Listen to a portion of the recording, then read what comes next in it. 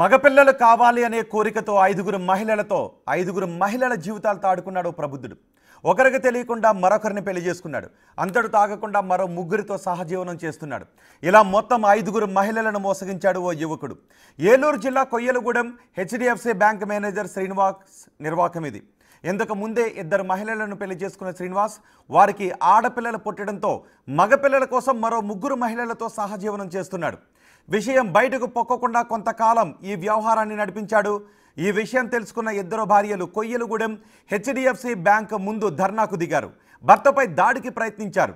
భార్యాభర్తల ఫిర్యాదుతో శ్రీనివాస్పై కేసు నమోదు చేశారు పోలీసులు. విచారణ జరుపుతున్నారు.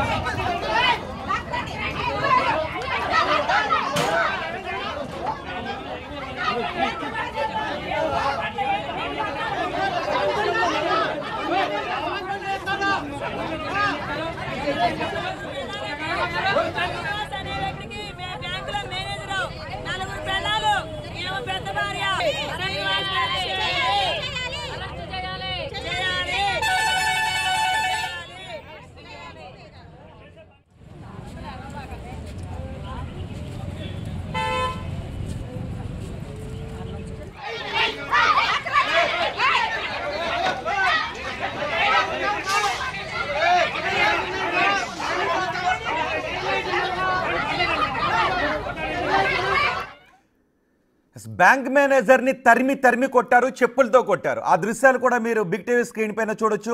ఒకరికి తెలియకుండా ఒకరిని 5గురిని పెళ్లి చేసుకున్నాడు. దీనికి కారణం మగపిల్లాడు కావాలి అని.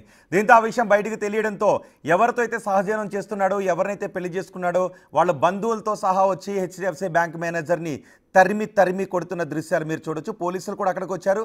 అయినప్పటికీ కూడా ఆ మహిళ తమను మోసం చేసిన ఆ వ్యక్తిని పట్టుకొని మరీ చెప్పులతో కొడుతున్న దృశ్యాలు మీరు చూస్తున్నారు. దీనిపై మరింత సమాచారం మా ప్రతినిధి సాగర్ అందిస్తారు. సాగర్, ఈ ఘటన గురించి మీ దగ్గర ఉన్న సమాచారం ఏంటి? పోలీసులు ఎటువంటి కేసులు నమోదు చేశారు? రోహిత్, HDFC బ్యాంక్ మేనేజర్ గా పనిచేస్తున్న వ్యక్తి కేవలం మగ పిల్లాడు కోసం చేసుకున్నటువంటి వరుస పెళ్లిళ్లు వివాదాస్పదమయ్యాయని చెప్పుకోవచ్చు. మీరు చూస్తే విజువల్లో కూడా చూశారు.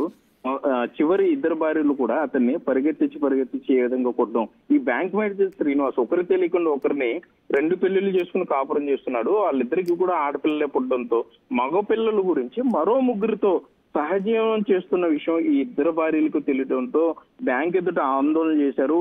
వారి బంధువుల్ని తీసుకువచ్చి బ్యాంక్ మేనేజర్ మీద దాడికి పాల్పడ్డారు. ఒక పక్క పోలీసులు అక్కడ చేరుకుని ఆపే ప్రయత్నం చేస్తున్నా కూడా వారు సంయమనం పాటించలేకపోయారు. తమను మోసం చేసిన వ్యక్తి ఈ విధంగా ఇంత మోసం చేస్తాడు అంటూ కూడా, ఆడపిల్లలంటే ఇంత వివక్ష ఎందుకు అంటూ కూడా అతని మీద ఒక్కసారిగా దాడికి పాల్పడ్డారు. బ్యాంక్ అధికారులు పోలీసులు సమాచారం ఇచ్చారు.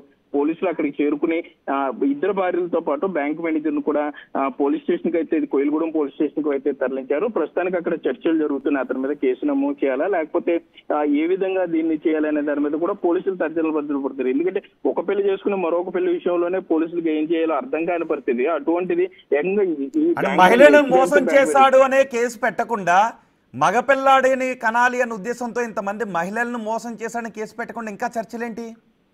అయితే ఇక్కడ మహిళలకు సంబంధించి అంటే ఇద్దరు కూడా క్లెయిమ్ చేస్తున్నారు తమ భర్తని. కానీ ఒకరి తెలియకుండా ఒకరు ఇతను చేసుకుంటూ రావటం, మరో 3 మహిళలు కూడా ఇందులో ఇన్వాల్వ్ అయి ఉండటంతో వారిని కూడా స్టేషన్ కి పిలిపించే ప్రయత్నం చేస్తున్నారు పోలీసులు. అందరితో మాట్లాడిన తర్వాత అంటే వీరికి FIR అంటే వీరికి తప్పనిసరిగా FIR కావాలా లేకపోతే ఏ విధంగా అంటే సెటిల్మెంట్లు కావాలా, ఏ విధంగా చేయాలనే దాని మీద అయితే పోలీసులు ఆలోచిస్తున్నారని చెప్పుకోవచ్చు. మరి కాసేపట్లోనే ఈ బ్యాంక్ మేనేజర్ శ్రీనివాస్ మీద FIR నమోదు చేసే అవకాశం ఉంది. కాకపోతే ఇటువంటి విషయాల్లో మనం చూసుకుంటే మరలా వీళ్ళే రాజీ పడే అవకాశం ఉంటుంది.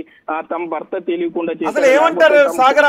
అంటే పెళ్లి చేసుకున్న 2 మహిళలు ఏమంటారు? సహజీవనంలో ఉన్న 3 మహిళలు ఏమంటారు?